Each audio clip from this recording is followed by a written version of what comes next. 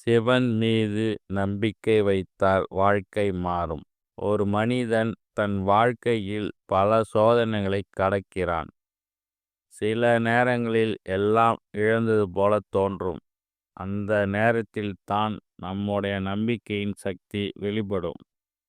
நீ எத்தனை தடைகள் வந்தாலும் ஒரு முறை உன்னுடைய மனதில் சிவன் இருக்கிறார், அவர் பார்த்து கொள்வார் என்று சொல்லிப்பார்.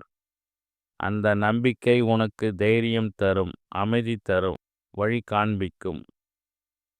சிவபெருமான் சோதனை கொடுப்பார், ஆனால் உன்னை விட்டு விட மாட்டார். அவர் உன்னை சோதிப்பதே உன் பலத்தை தெரிந்து கொள்ளத்தான். நீ பலவீனமானவன் இல்லை, உனக்கு ஒரு தாண்டவ சக்தி இருக்கிறது. அதை உணர செய்வதே சிவனின் அருள். ஒரு புயல் வந்தால் மரம் குலுங்கும், ஆனால் அந்த வேர் இன்னும் வலுவாகி போகும். அதுபோல வாழ்க்கையில் வரும் சோதனைகள் உன்னை உடைக்க அல்ல, உன்னை உருவாக்கத்தான்.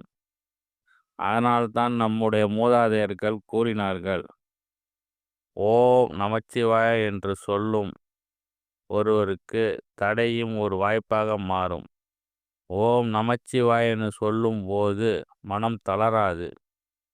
ஓம் நமசிவாய என்று சொல்வது வெற்றி தாமதமாகலாம், ஆனால் உறுதி கிடைக்கும். நம்பிக்கை வைத்தால் வாழ்க்கை மாறும். சிவன் மீது நம்பிக்கை வைத்தால் வாழ்க்கையே ஒளிரும். அதுவே உண்மை.